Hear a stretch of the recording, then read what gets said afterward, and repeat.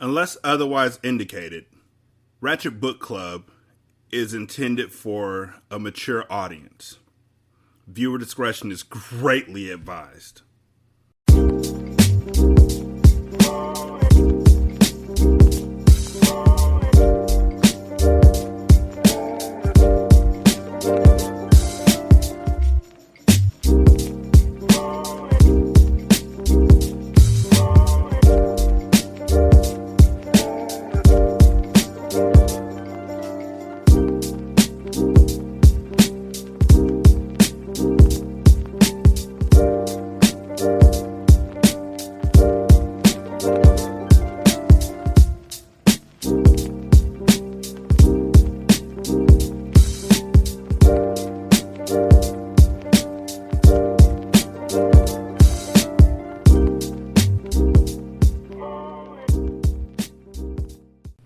Yo, welcome to Ratchet Book Club, where we read hood classics and good classics. I'm Derek.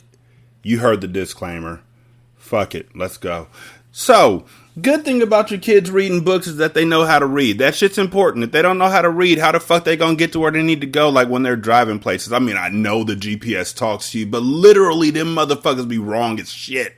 A lot. Like, I like you ways, but you be sending me on wild goose chases, and you know what the fuck I'm talking about, so don't even play.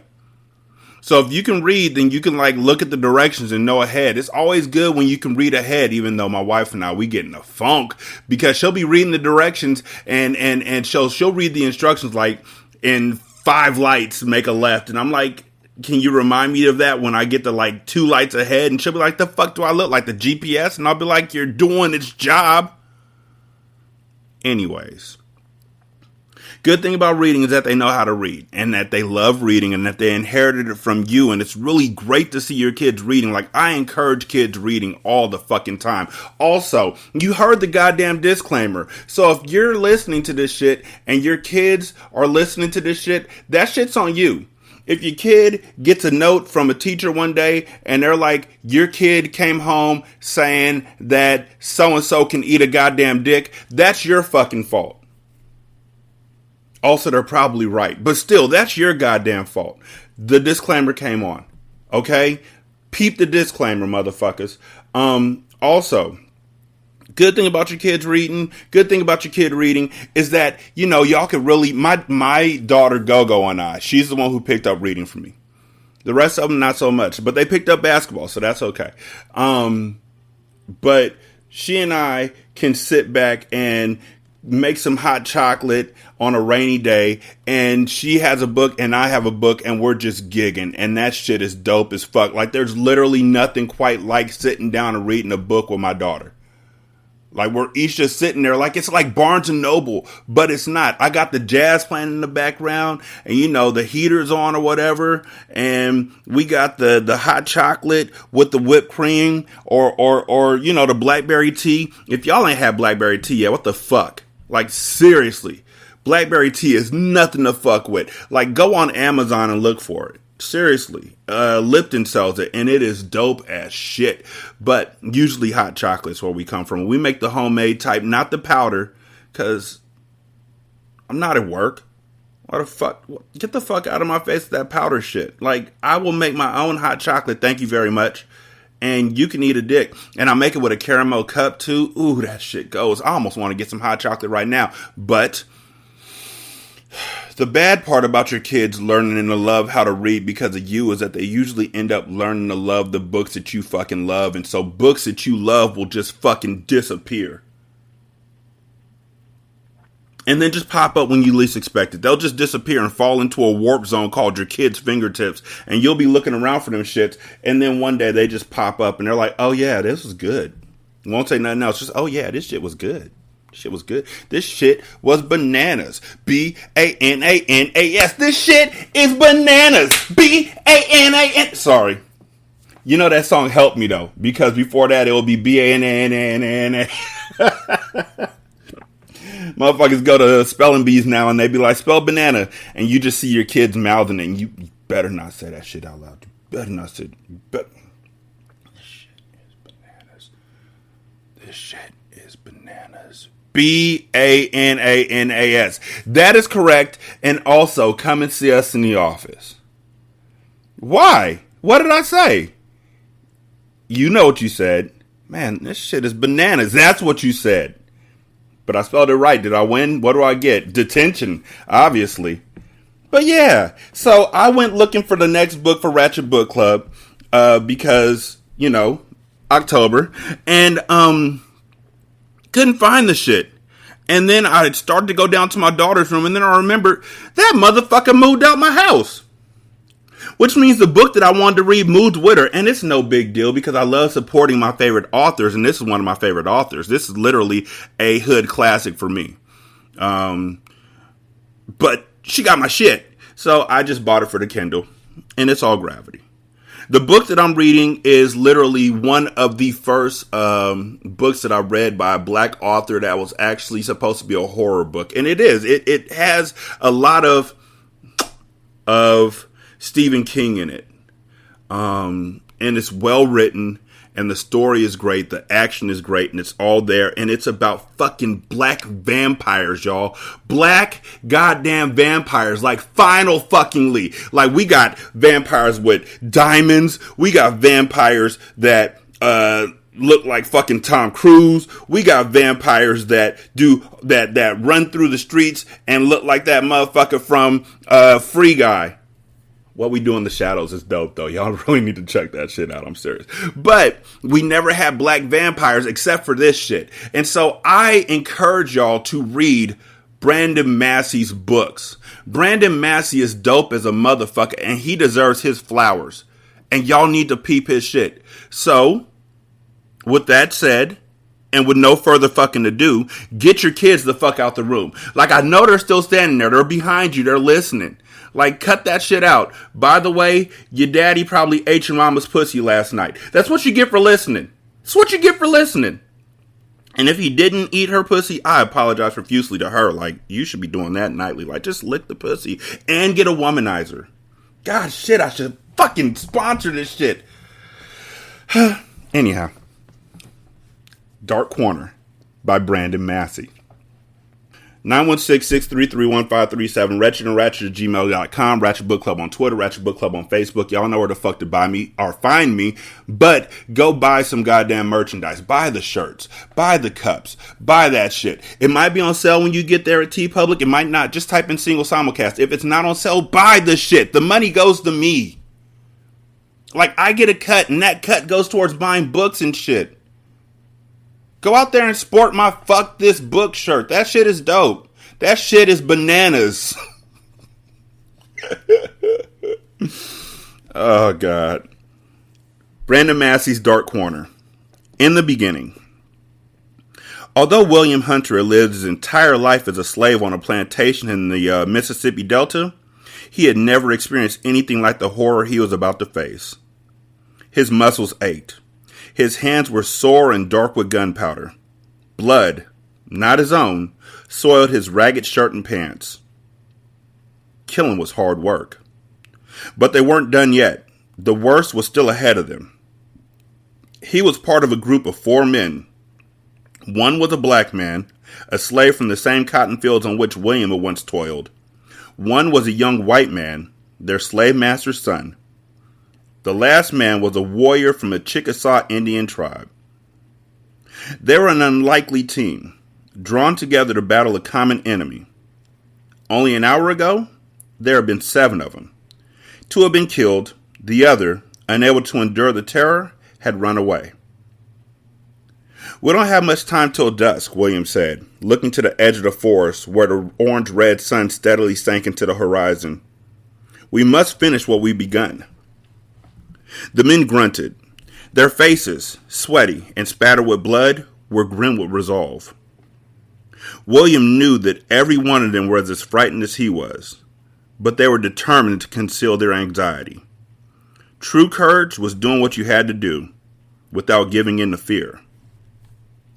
Almost as one, they shifted to confront the cave. The ragged mouth was large enough to admit 3 men. Sharp stones jutted from the ridge of the maw, like teeth. Like fangs, William thought. A shiver rattled down his spine. The fading sunlight did not penetrate the thick blackness that lay beyond the entrance. Stepping inside the cavern would be like plunging into a deep Mississippi night. He hoped that their weapons would be sufficient. He was armed with a rifle. The Indian warrior had arrows, the heads wrapped in kerosene-soaked cloth.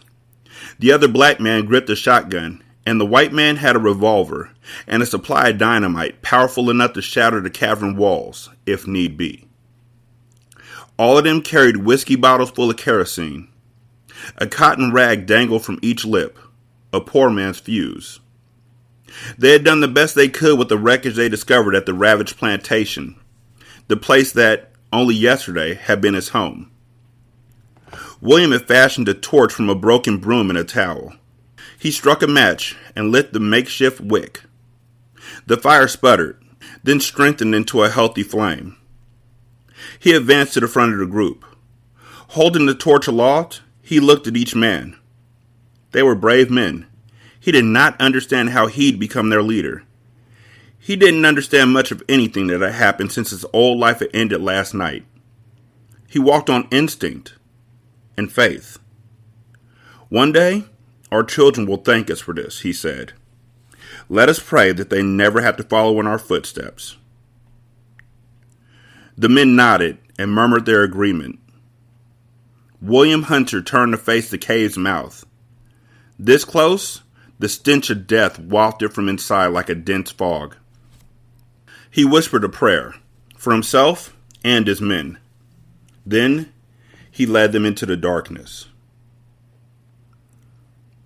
Part 1. Homecoming. Evil knows where evil sleeps. Ethiopian proverb. One who enters the forest does not listen to the breaking of the twigs in the brush. Zambian proverb. Not to know is bad. Not to wish to know is worse. Nigerian proverb. You see how they're all? Yeah. Chapter 1. At sunrise on Friday, August 23rd, David Hunter drove away from his townhouse in Atlanta with a U-Haul trailer hitched to his Nissan Pathfinder. The trailer contained clothes, 2 computers, books, small pieces of furniture, and other assorted items that held sentimental or practical value. He had left behind everything else at the townhouse, which, in his absence, would be occupied by his younger sister and her roommate. In the SUV, David had a road map, a thermos full of strong black coffee, a vinyl CD case full of hip-hop, R&B, gospel, and jazz discs, and his 4-year-old German Shepherd, King. King lay on the passenger seat, looking out the window as they rolled across the highway. David tended to drive with one hand resting on the canine's flank. Let me tell y'all something. To quote the homie Roy, let me tell you something, bitch. Back in the day, you were judged by your CD book. Like, I had a CD book that was like 600 pages. And they were all full of CDs. Carrying that motherfucker around was not friendly, which is why it had a handle on the back. Using that shit as a weapon was a great idea, but I didn't want somebody to duck, take my shit, and then take my shit. I had CDs in there that I have not seen since. And that's why I was so heartbroken when my wife cleaned up the house and my shit went out the window. And the way she explained it was, we don't have a CD player no more. And then I pointed at the PlayStation 4. And then I pointed at the Xbox One. And then I pointed at the computer. And then I stopped pointing because she gave me a look like, do you want ever again? Do you ever want to be able to use the womanizer on me ever again? And I was like, yes, it's okay. I'll find them CDs again. And I never did. They made excellent time. Traveling Interstate 20 West, they swept through Georgia and entered Alabama within a couple of hours. It was a fine day for a road trip. The morning sunlight was golden, and the cloudless sky was a tranquil ocean blue.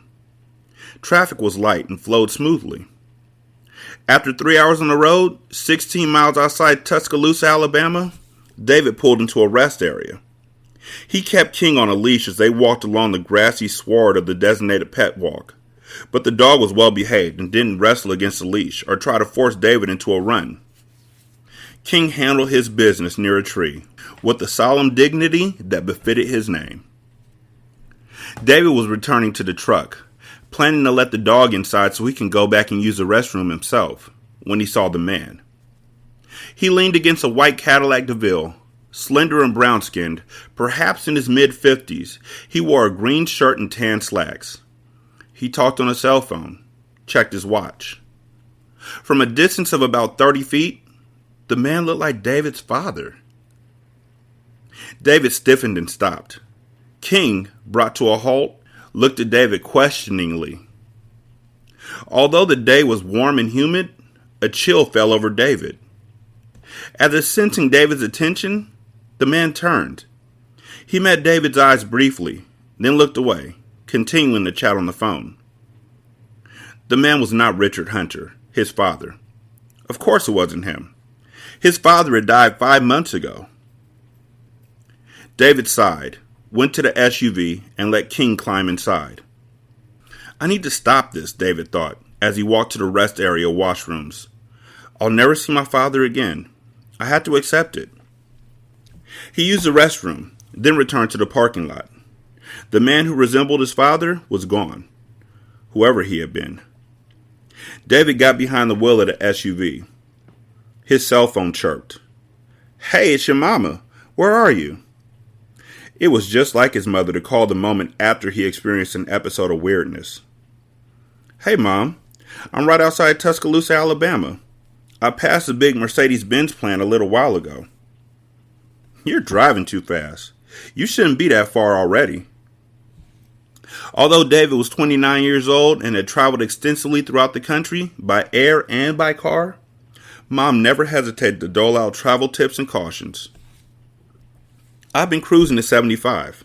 Traffic's been light. He paused, then added, I'm at a rest area. I just saw a man who looked like Dad.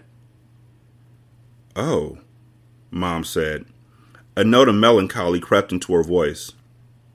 Remember how the same thing happened to both of us when your granddad passed? For a while, it seemed like once a month we'd see a man who looked exactly like him. I remember. But I feel different about this, because there's always a chance. David, honey, it's not good for you to think about that. I know it's painful for you, but you need to try and let it go. Your father is gone. David swallowed. A monarch butterfly landed on the windshield, its colorful wings gilded with sunlight. It seemed to peer inside the truck at David. His mother was right. He had told himself the same thing many times. His father, Richard Hunter, was dead and gone forever. Any stranger who looked like him was just that, a stranger. But the circumstances of his father's death stirred a naive hope that he might be alive. Richard Hunter had not been an ordinary man. He was a writer, not merely good, but brilliant. A Pulitzer Prize winner who evoked favorable comparison to the revered literary lions in the canon of African American literature. Ellison, Hurston, Wright, and Morrison. Richard Hunter had lived an adventurous, colorful life that matched his literary accomplishments. After a brief, disastrous marriage to David's mother that produced only one child, Hunter moved to Paris to write his first novel, an immediate bestseller, and thereafter embarked on a series of journeys that took him from Morocco to China, from South Africa to Nepal, from Australia to Indonesia, from Brazil to Denmark. His father's travels could have filled a dozen issues of National Geographic. Writing and publishing one best-selling novel after another, publishing essays in the New Yorker, crafting stage plays that opened on Broadway, and penning the script of an Oscar award-winning film, Richard Hunter had the proverbial Midas touch in the literary world. But his ability to sustain meaningful, long-term relationships seemed to be directly inverse to his writing talent. David hardly knew his father. Throughout his dad's endless globe-trotting, it was a rare event to receive so much as a postcard from him, to say nothing of a birthday or Christmas gift. He called or wrote David every few years, and visited even less often. Although Hunter married 3 more times and entertained countless girlfriends and mistresses, he never had another child. Often, David had thought that being Hunter's only child would have meant something to his father, but their relationship never developed beyond a superficial, awkward friendliness. David had learned more about Richard Hunter by reading about him in magazines than he had through direct contact with his dad.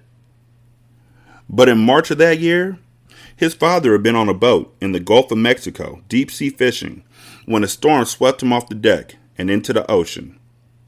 An extensive search by the Coast Guard failed to recover his body. At the coroner's inquest, he was declared legally dead.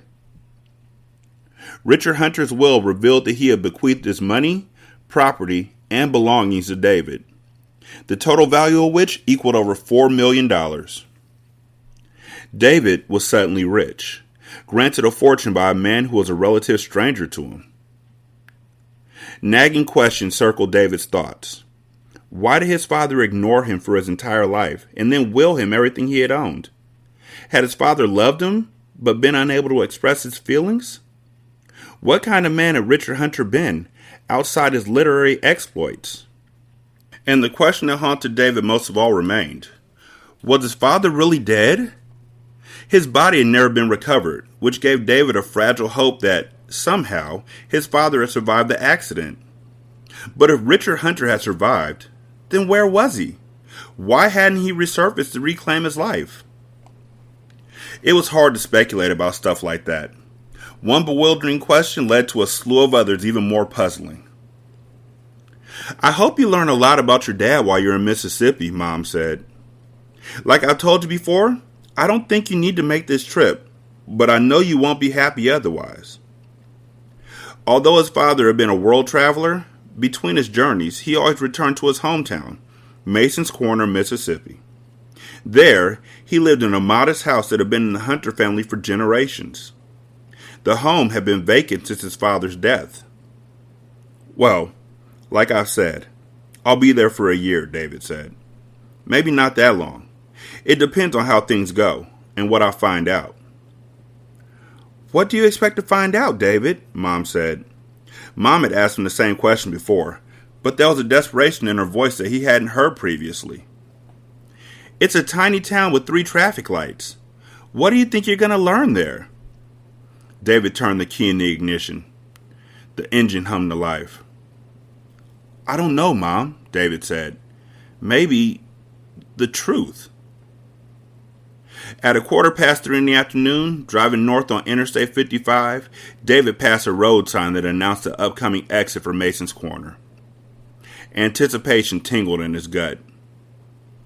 It had been about 15 years since he had visited Mississippi.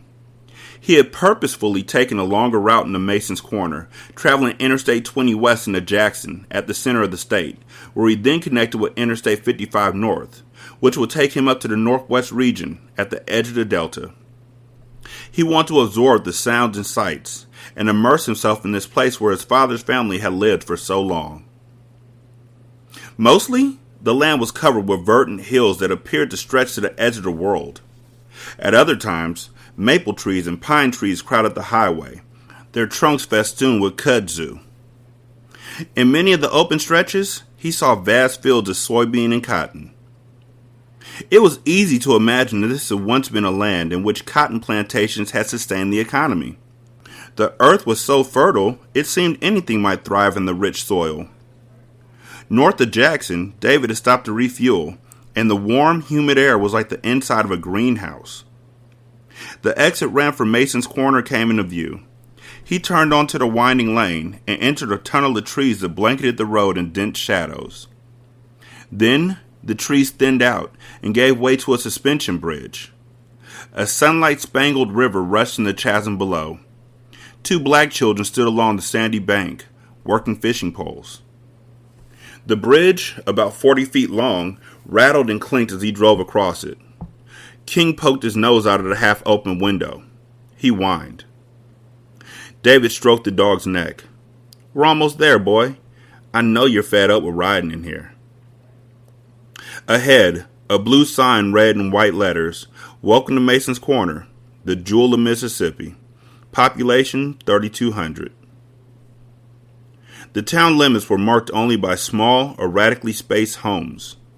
Rusty cars sitting on concrete blocks filled front yards, and clotheslines heavy with garments snapped in the summer breeze.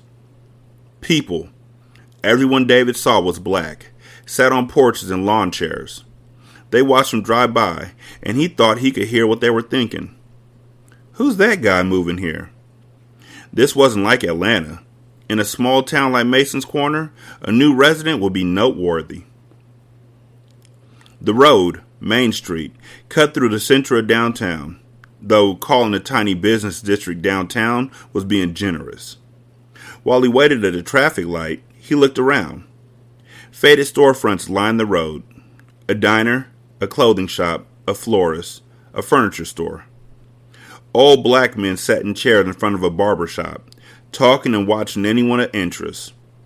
All of them looked his way, their gazes lingering over the trailer. A scattering of cars and trucks were parked diagonally along the curb. A lot of people owned pickup trucks. The light switched to green. He rolled forward. He spotted other buildings. A People's Branch bank office, an elementary school, a library, the police station, a Baptist church, a BP gas station, a barbecue joint, a pool hall with a Coors beer sign in the window. Farther ahead, there was a large park that had basketball and tennis courts, a baseball diamond, a playground, benches, and a pond that sparkled like quicksilver. Everywhere, when he passed people, they looked his way and appeared to take note of the trailer. He could only smile. "Welcome to Mississippi," he said to himself. King chuffed. David consulted his directions. The family home was located on Hunter Drive, which was coming up. He made a right turn and found himself in a peaceful neighborhood of mature, leafy elms and modest houses. The place was half a block down on the left. A black mailbox at the curb had the name Hunter written in fancy script. He pulled into the asphalt driveway. Sitting in the idling truck, David stared at his new home. A sensation of unreality washed over him. He had really done it. He had left behind his life in Atlanta and moved here, to the land of his fathers. "My new home," he whispered. It was a 2-story house, painted eggshell white, with clapboard siding and forest green shutters. According to Irvin Williams, his father's estate attorney, the home was almost 80 years old and had been constructed by a team of men that included David's great-grandfather. The place looked as though it had been kept in good repair. It had a screened-in porch, a 2-car garage, and a tool shed, too. The lawn, however, badly needed to be mowed. Irvin said that he had hired someone to cut the grass, but that was a few weeks ago. The property had been undisturbed since his father's death. The lawyer had paid the utility bills in the meantime and promised David that he only needed to bring his belongings and move right in. "There's no telling what you might find in there," Irving had said. "Your father lived the last few months of his life in that house. May his soul rest in peace." That's perfect, David had thought. Maybe I could figure out what Dad was doing before the accident. King clawed the glass, jarring David out of his reverie. "All right, boy, we're getting out." David cut the engine. "We're here." King looked at him as if to say, "It's about time, man. You kept me cooped up in this thing forever. Let me out of here." David opened his door, and King, normally patient, didn't wait for David to walk around and open the passenger door. The dog scrambled over the seats and leaped outside. He roved across the yard, sniffing. "Don't run off," David said. He raised his arms and stretched. At a brick home across the street, a grandmotherly woman tended a bed of flowers. She waved at him. He returned the greeting. He could get used to having friendly neighbors. At his townhouse community in Atlanta, he and his neighbors had rarely spoken to one another. He had a lot of unloading and unpacking to do, but he'd take care of it later. The screen door was unlocked and opened silently. Thick waves of humid air churned in the porch. 3 lawn chairs stood inside, ranked beside one another. A copy of the Chester County Ledger lay on an end table, beside a glass ashtray filled with a cigar butt. His father had loved cigars. David picked up the newspaper. It was dated March 9th, 2 days before his father had vanished. A chill zapped through him like an electric shock. He dropped the paper. There was something eerie about touching an item that had last been handled by a dead man. But he'll have to get used to it if he was going to live in this house. King bolted inside the porch. Tongue wagging, the dog bumped against David, eager to go inside. David opened the door. The first thing that struck David was a smell. A stale odor hung within, as though the house had been sealed for years and not only for a few months. He found the thermostat in the entry hall and switched on the fan. He'd open windows too as he encountered them, then turn on the air conditioner later. King set off down the hallway, sniffing eagerly. As he stood in the foyer, David had the distinct feeling that he had walked into a dream. Like a place in a dream, the house felt familiar, yet foreign. The last time he had visited, he was 14. He spent 2 weeks there during the summer, entertained by his 2 cousins, whose names escaped him, and, less often, by his father. He had left convinced that it was the most boring place in the world. They had none of the cool stuff they had in Atlanta, and vowing that he'd never visit again, no matter how badly he wanted to spend time with his dad. Funny how time could change a person's mind. A staircase twisted up to the second floor. 4 doorways were in the first floor hall. David slowly walked past each room. The living room was the first room he passed. A spacious area full of overstuffed furniture, a grandfather clock, framed family photos, a television, a fireplace, and a rocking chair. Next was a dining room. A large oak table stood in the center, circled by matching oak chairs. On his right, a bathroom. A familiar slurping sound came from within. "King!" He opened the door. The dog had his snout in the toilet, lapping up water. "I'll get some water for you." David went through the doorway at the end of the hall, into the kitchen. He found a large bowl in a cabinet, filled it with tap water, and set it on the tile floor. King drank greedily. The kitchen was basic. It had a gas range, Formica countertops, a pine dinette table. A Polaroid photo was pinned against the refrigerator with a magnet. His father, clad in fishing gear and standing on the deck of a boat, showing off his catch of the day, a large gleaming bass. Dad died on a fishing trip like that. David's breath caught in his throat. He left the kitchen to explore the rest of the house. On the second level, there were 5 rooms. A master bedroom, a guest room, another bedroom, another bathroom, and an office. One look inside the office confirmed that this is where Richard Hunter had spent most of his time, because the other rooms lacked any distinctive mark of his personality. 2 large windows, veiled with half-open Venetian blinds, admitted afternoon sunshine. Oak bookcases lined the walls. The shelves were packed with tombs, his father's works, and many others. A large oak desk stood along the far wall, a black leather chair in front. From his research, David learned that his father had written at least 3 of his novels while sitting at this desk. An IBM Selectric typewriter sat at the middle of the desk, like a museum relic. His father had composed his work only on typewriters, never on computers. A jar full of sharp pencils stood to the left of the typewriter, and a rubber coaster lay on the right, marred with a coffee stain. His father would drink coffee continuously as he hammered out his prose. At David's townhouse in Atlanta, he had arranged his desk similarly, writing implements on the left, a coaster on the right, and a computer, instead of a typewriter, in the middle. He settled into the chair.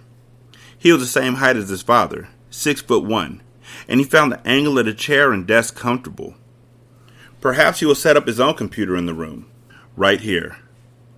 "This is where the great man worked," David said. His voice seemed loud, and he laughed uneasily. The office was so quiet and still that he might have been sealed inside of an airtight cell. He noticed that a framed photograph lay at the corner of his desk, face down. He picked it up. It was an old picture of David, at maybe 3 years of age, his mother, and his father. All of them had afros and wide grins. He was shocked to find that his father had kept his family photo close at hand. This gave him something new to think about. Had his father missed the family life he once had? He looked around. No additional clues jumped out at him. Yet. David yawned. He had driven over 9 hours and needed to take a nap. Thinking about this stuff was tiring him out. Before leaving, he opened the blinds of the window nearest the desk to see what kind of view the office provided. He saw a vista of rolling green hills, deep forests, and perched on a hilltop in the distance, a sprawling antebellum mansion, a remnant of the Old South. Coldness tapped the base of his spine.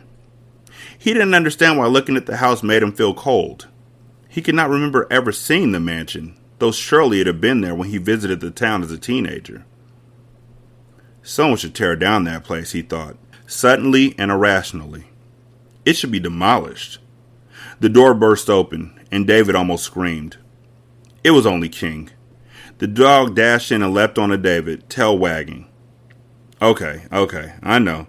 Your bladder's full now and you need to pee. David stroked the dog's neck. Come on, let's go outside. David looked out the window one last time. The chill returned, skipping along his spine like an icy finger. Hurriedly, he left and shut the door. Outside, while King cavorted across the yard, David began to unload the trailer. Although he was exhausted, he worried that if he dared to sleep, he wouldn't wake up till late in the evening. He didn't want to leave his possessions in the trailer overnight. He likely had no need to fear thieves in this town, but years of city living had made him cautious. He had opened the trailer door and gripped a cardboard box full of books when the grandmotherly woman who awaited him earlier walked across the street.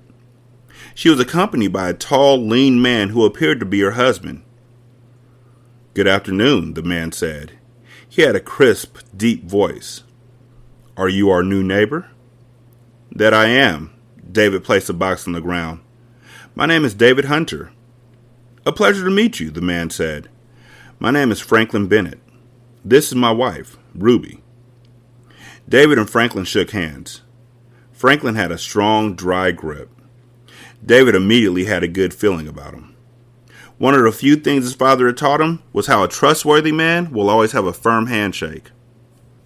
Franklin and Ruby looked to be in their mid-60s. Ruby was dark-skinned and petite, with large, clear eyes. She wore jeans, tennis shoes, a United Negro College Fund t-shirt, and a cap that covered a full head of salt and pepper hair. Franklin was bespectacled and balding, with a trimmed gray beard. He wore a white dress shirt, slacks, and suspenders. He had a scholarly demeanor. David was willing to wager that he was a teacher. King came over and snuffled the Bennett's legs. David introduced the dog, and the couple smiled and petted King. They were obviously dog lovers. So you're a hunter, Franklin said. Was Richard Hunter your... He was my father, David said. We're so sorry to hear about what happened, Ruby said. What an awful accident. Your father was a good man, Franklin said. Thank you, David said. I moved here from Atlanta. Someone has to take care of the house for a while. It's been in our family for a long time. That is most certainly true, Franklin said. Since 1927, in fact. Really, David said. I didn't know that. Franklin chuckled. I'm a bit of a history buff, David. One of my long-standing hobbies has been exploring the history of our fine town. Don't get Professor Bennett started, Ruby grinned. Will you be living here permanently, David? Maybe for a year. After that, we'll see. I've never lived in a small town, so I'll see how I like it. It's a markedly slower pace of life than what you're likely accustomed to, Franklin said. But we love it. We grew up here, moved away to Washington, D.C. to have our careers and raise our family, then decided to come back here for our retirement.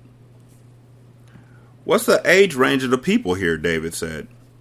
It's not a town of old folks, sugar, Ruby said. She chuckled.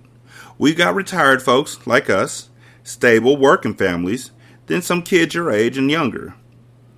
We got our share of young, pretty women, too. Are you single?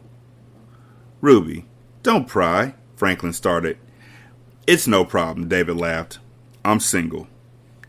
Keep your eyes peeled then, Ruby said. She winked. David laughed again. We could talk your ears off all day, Franklin said, but I see that you are in the process of unloading this trailer. Why don't I assist you?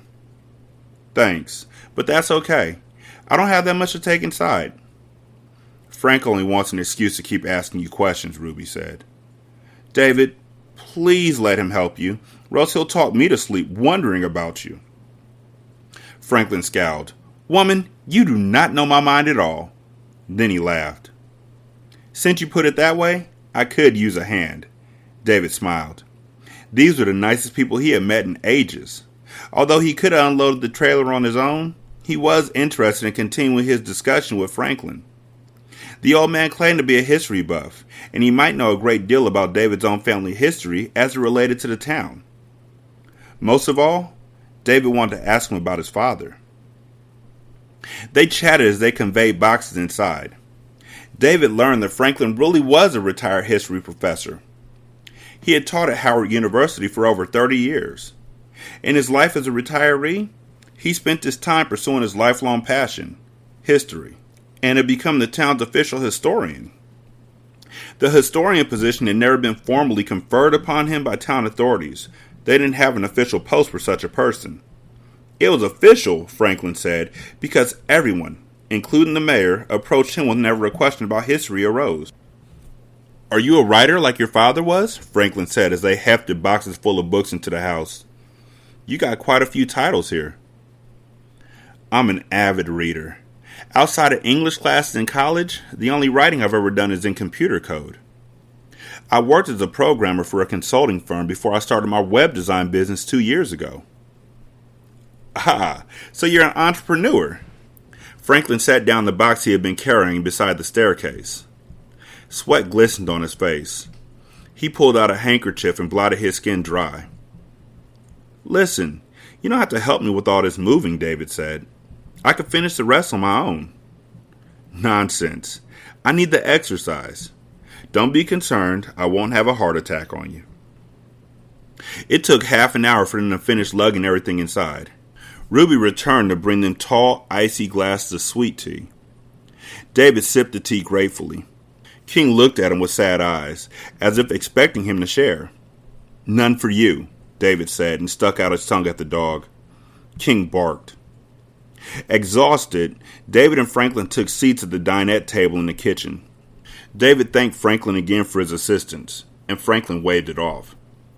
The only physical exercise I pursue these days is riding my bicycle around town, Franklin said. I'm happy to do some weightlifting. David nodded. You know, since you live across the street, I was wondering, did you know my father? Franklin pursed his lips. Interesting question. Although I was Richard's neighbor for 7 years, and though he was often present during that time, I have to say that we were acquaintances, not genuine friends. This is my first time ever stepping foot within this house. So my dad wasn't very friendly. He was friendly, but he was a private man, rightly so considering his public persona. I think when he was here, in his home, he wanted to be left alone, to enjoy life like an ordinary man. He was famous here, understand. Tourists came from hundreds of miles away to drive by this house and gawk, or they hoped to spy him as he made one of his brooding walks throughout the town. That said, I don't think Richard had many friends in Mason's Corner. But of course, absolutely everyone knew him. I didn't, David said. When he realized what he blurted out, he blushed. Franklin arched his eyebrows. I might as well tell you, David said. My father and I didn't exactly have a good relationship. He was a stranger to me, to be honest. He swept his arm across the kitchen. Then, when he passed, he gave it all to me. Everything he'd owned. Which perplexes you, and understandably so, Franklin said. He shook his head. I'm sorry, David. Richard Hunter was an enigma to me. I don't pretend to understand his motivations. Neither do I, and that's why I'm here. I want to piece everything together, as much as I can anyway. I won't be satisfied until I get some answers. David was surprised by how openly he spoke to Franklin.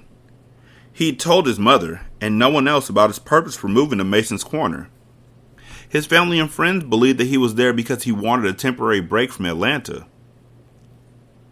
I wish you Godspeed on your mission, Franklin said.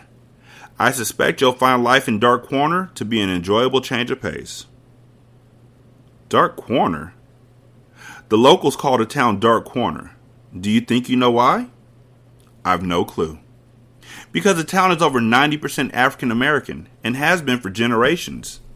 Dark Corner was originally a slanderous name, actually. Think of the derogatory term darky. But over time, it acquired a certain charm and became part of the shared language of the residents. I suspect Edward Mason would be aghast if he was alive today to see what had become of his lovely corner of the South. The Negroes are taking over the plantation, Franklin laughed. David laughed too. Was Edward Mason the town founder? Correct. Around 1841, Mason established an immense cotton plantation here. Have you seen his estate, Jubilee? David thought about the mansion he had spotted from the window upstairs. The place that had given him chills.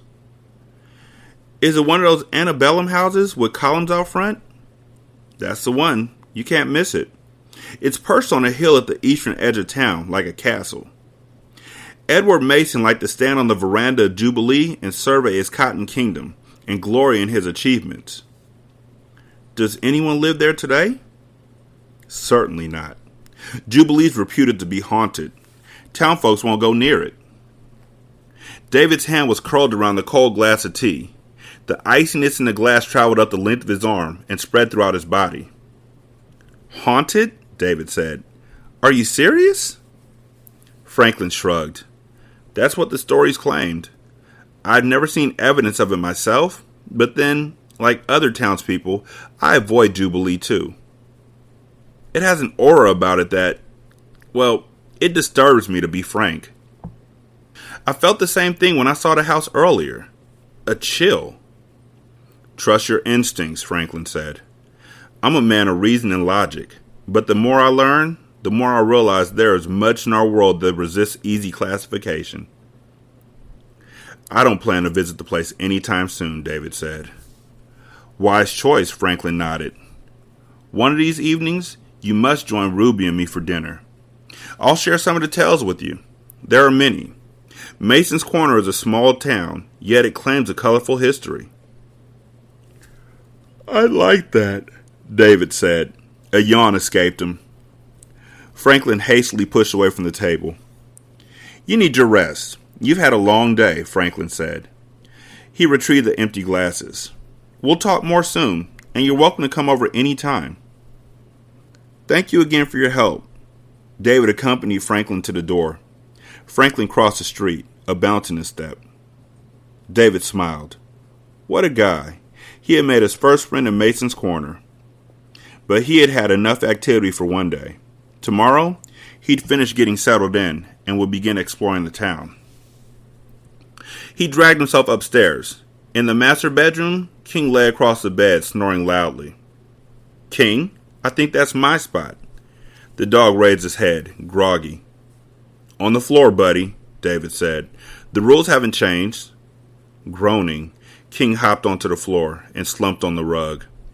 David lay on the mattress and sank into a deep sleep. Now, David seems like a nice young man, Ruby said to Franklin. She was in the kitchen preparing dinner. He's a spitting image of his daddy, too. That's the first thing I noticed. Franklin put the empty glasses into the sink. For a moment, I thought I was seeing a ghost. I hope you invited him to dinner. I extended a dinner invitation for the near future, but I'll wait a few days before I mention it to him again, he said, thinking of David's purpose for moving to Mason's Corner. The boy was on a mission to learn about his father, and Franklin didn't want to hound him, though he would like to spend more time in the Hunter house exploring. He's a friendly kid, quite open, not at all like his father, Franklin said. We'll be spending more time together, chatting. Don't you go digging through his family's possessions, Ruby said.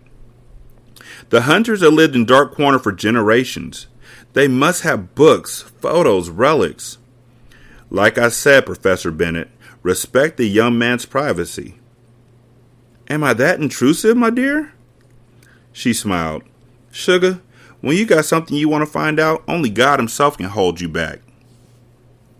Franklin leaned against the counter. He stroked his chin. Ruby, as much as I've learned about this town, I feel as if I'm missing something. I know all about Edward Mason and his vile plantation. I know sordid tales about many of the families here. I could draw a timeline of every major incident that's occurred in this town over the past 160 years. But my intuition tells me that I'm missing an integral part of the puzzle. The Hunters have always been a private clan. I believe that there's a reason why. Ruby clucked her tongue. She opened the oven and checked the progress of the roast beef. I'm not befriending David only because I want to discover his family's secrets, he said. You know me much better than that. I genuinely enjoy speaking with him and hope to develop a friendship. However, if I could discreetly uncover a few historical gems in the process, that would please me immensely. You know how I feel about digging into people's business, Ruby said. But I know your ways. You won't be satisfied until you find the dirt. It's not dirt. It's only data. She smiled. What do the kids say these days? Whatever, man. He kissed her on the cheek. I'm going to feed the hound. Dinner will be ready in 10 minutes, she said. A large bag of Purina dog food stood near the back door. Franklin took the big scoop that lay on top of the bag and dug it inside, filling the cup with the brownish nuggets.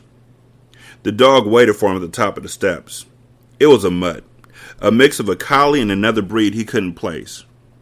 He discovered the hound rooting through his garbage one day, and he had adopted it as his own. He never brought the canine inside the house or threw a leash around its neck. He let the dog roam throughout the town as it wished. It came to him when it was hungry and wanted to be petted, normally at the same time every day. He'd named the mutt Malcolm, because on the day he found the dog, he had been rereading the autobiography of the famous civil rights leader. Hey, how you doing, Malcolm? Franklin scratched the dog behind its ears. It whined in pleasure. He poured the food into the large bowl that rested at the base of the steps.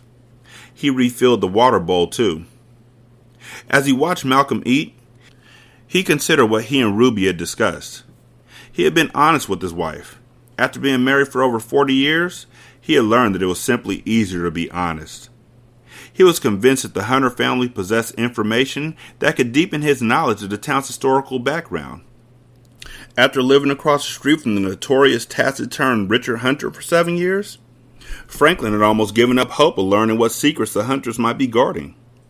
But David, now he was a nice young man, and Franklin suspected that David did not know his family's history himself. The two of them could, if David allowed it, learn together. Indeed, he might very well be a great help to David. Life in Dark Corner, normally predictable and quiet, was going to become a lot more interesting very soon. 916-633-1537, Ratchet and Ratchet at gmail.com, Ratchet Book Club on Twitter, Ratchet Book Club on Facebook. Leave a review on Podchaser. Copy that review, paste it on the Apple Podcast. Copy that review, paste it on the Good Pods. Leave 5 stars for all of them. You can donate to the show at patreon.com/single simulcast. You can also donate at buymeacoffee.com/sscast. And on the Good Pods app, you can leave a donation on the tip jar. Thank y'all so much for listening. I greatly appreciate it. Y'all be good. I'm going to holler at you later. Peace.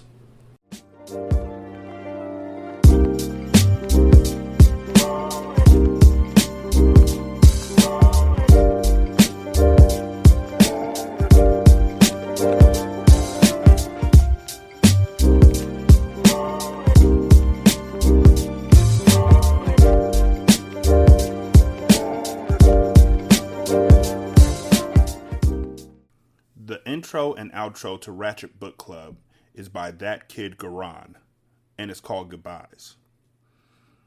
You can email him at tkgbeats94@gmail.com for more information on how to lease this beat.